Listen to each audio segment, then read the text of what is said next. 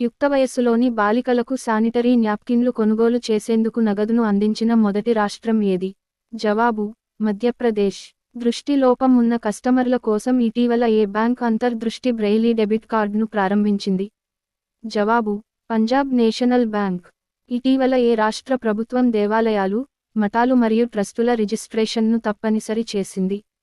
జవాబు: బీహార్. ఈ మిషన్ యొక్క అద్భుతమైన విజయాన్ని పురస్కరించుకుని భారత ప్రభుత్వం ఆగస్టు 23ని జాతీయ అంతరిక్ష దినోత్సవం ప్రకటించింది. జవాబు: చంద్రయాన్-3. రాణా అశుతోష్ కుమార్ సింగ్ ఏ బ్యాంక్ మేనేజింగ్ డైరెక్టర్గా నియమితులయ్యారు?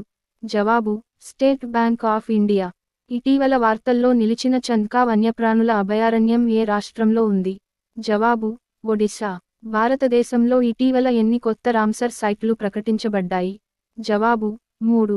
ప్రపంచ బ్యాడ్మింటన్ సమాఖ్య ఏ పారా